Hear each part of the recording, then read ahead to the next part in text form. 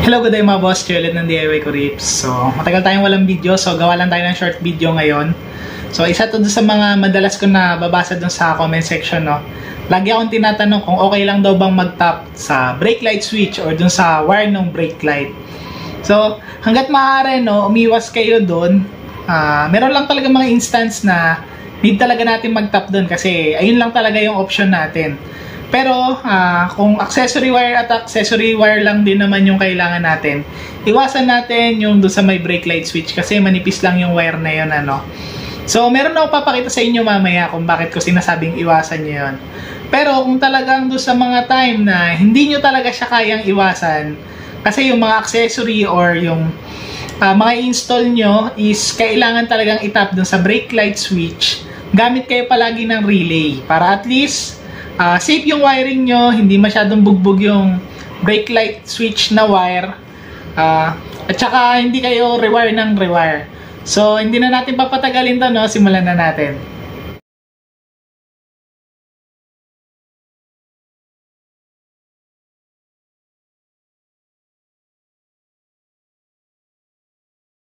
So ito na, no, may papakita na ako sa inyo para doon sa mga nagtatanong kung okay lang daw bang mag-tap sa brake light switch or doon sa brake light na supply. So, eto may papakita ko sa inyo. Eto, nanggaling ito sa brake light ng NMAX ko. Yan. Di ba ito is yung sa brake light switch. Pero, tingnan nyo to. Yan, no. Ang itim ng pinaka conductor niya. Ayan, no. Itim yung strand. Yan, partida. Hindi pa ako nag-tap doon. Hindi ko siya ginawang supply. Yan. Pero nangitim. Ito yan, no. Kadugtong niya na ito, yo. Yan. Ibig sabihin niya, pagka nangingitim yung strand ng wire nyo, ibig sabihin niya nakakawawa yan. Yan. Nakakawawa. Ano ba dapat ang kulay nung strand? So ito tingnan niya, yan. Ayan, no. That ganito ang kulay. Tingnan niyo ito, shiny, oh. Ito halos masunog na. So bakit ba nagkakaganyan? Unang-una, yung wire ng brake light natin is napakanipis. Yan. Yan. So ibig sabihin ba doon nagkamali ng pag-compute doon sa wattage nung ilaw, hindi ba siya nagmatch doon sa wire? Actually nagmatch naman yan kasi kino-compute ng mga engineer yan ng motor, eh.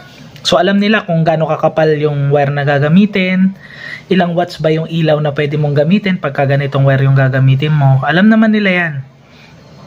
Pero bakit nangingitim pa rin itong wire na to? Kung mapapansin nyo, no, every time na humihinto tayo, binibrake natin, nag-slow down tayo, nagbe-brake tayo. Ang nangyayari kasi, ibig sabihin nun, patay bukas yung brake light natin. So, pagka ganun kasi, no, ang nangyayari, umiinit yung wire. Yan, umiinit siya. Kasi i-on mo, biglang papasok yung current, mabilis. I-off mo, syempre mawawala. Tapos bibrake ka na naman, papasok ulit. So, ang nangyayari, no, dahil palaging yung unang daloy nung current, paulit-ulit, nabibigla yung wire, umiinit.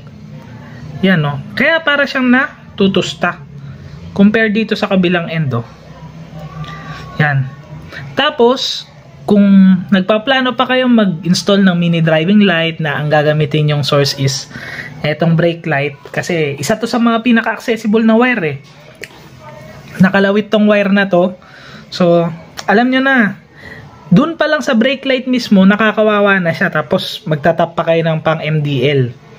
Yan. So, edi mas makakawawa na to ngayon.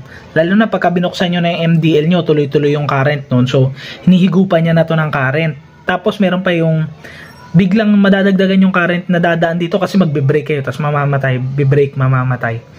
Yan. Ganyan ang mangyayari. Saan ba mga magagandang mag-tap, no? Or kumuha ng accessory wire? Kuha kayo syempre dun sa may ignition. Kasi yung sa ignition, makapal yung wire doon. At saka, isa yun sa pinakamaganda yung supply. Kasi unang labas nung positive supply, doon dadaan. Compare dito, nipis-nipis na, oh. Yan. Tapos dito pa kayo magtatap nung MDL nyo. Di nakawawa. Doon sa mga magtatanong, no, yung MDL ko, for example, or yung accessories na ini-install ko, naka-relay naman. So, gagamitin ko lang siya as parang trigger. Pwede naman yun. Kasi ang relay, mahina naman kumuha ng kuryente yun. Pero hanggat possible, hanap na lang kayo na bang accessory wire. Huwag na kayong kumuha ng accessory wire dito sa brake light natin. Kasi nga, manipis na to at kawawa na talaga to sa brake light pa lang. Pero meron mga instance kasi, no, na hindi natin maiwasan na magtatap talaga tayo dito sa brake light wire or sa brake light switch. So, ano ba yung mga instance na yon? Halimbawa, nag-install ka ng underglow, no? Yung switching, for example, pagka in-on mo yung underglow mo, kulay blue. Pero every time na magbe-brake ka, magpapalit siya ng kulay, magiging red. Yan. So, wala ka naman kasi ibang trigger doon. Ang pinaka-trigger mo lang talaga doon yung brake. So, kung gusto mo talaga nagsiswitching yung pinaka-underglow mo every time na nagbe-brake ka, no choice. Magtatap ka talaga sa brake light switch or dito sa wire ng brake light. Pero, make sure lang na palagi kayong gagamit ng relay. Para ang pinapagana nung brake light na wire nyo is yung relay. Pero, yung nagpapagana doon sa underglow nyo is yung tinap nyo sa battery. So, doon sa mga nagtatanong, okay lang daw bang gamiting accessory wire yung brake light switch or yung wire ng brake light switch? Ang masasabi ko lang, hanggat kaya nyong iwasan nyo. Hanap kayo ng magandang wire, yung makapal, maganda pa yung supply, doon kayo magtap. Gamitin nyo man yung supply or trigger, okay yun. Pero, kung gagamitin yung trigger at no choice kayo, na dapat lang talaga sa brake light switch kayo kukuha, basta gagamit kayo ng relay, okay lang naman yan. Pero ito, kung makikita nyo, no, tinanggal ko na siya, pinutol ko na siya sa motor ko, pinalitan ko ng mas makapal na wire. Yan. Kasi, hindi na maganda ang daloy dito kasi medyo sunog na talaga yung wire. Yan. Pagka mas tumagal-tagal pa, although ito tatagal pa to, ganito. Miski yung pinaka-insulator niya, oh, maganda pa rin naman. Kaso nga lang yung conductor sa loob, may itim na. Kasi tignan nyo, dapat ganito yan, oh. Makintab. Pero ito negro na, oh. Yan. Parang akala mo is paabo na. Pero magtatagal pa yan kahit na ganito. Pero since na nag-aayos na rin naman ako ng wiring, pinutol ko na to. Pinalitan ko na mas makapal na wire. Kung di ako nagkakamali, ito is gauge 20. Parang gauge 20 lang hata to. Ang pinalit ko is gauge 18 hata yun or gauge 16. Ano lang kasi yun, spare wire ko lang. Mga napagputulan ko before. So, ayun na yung ginamit ko. So, ayan, no.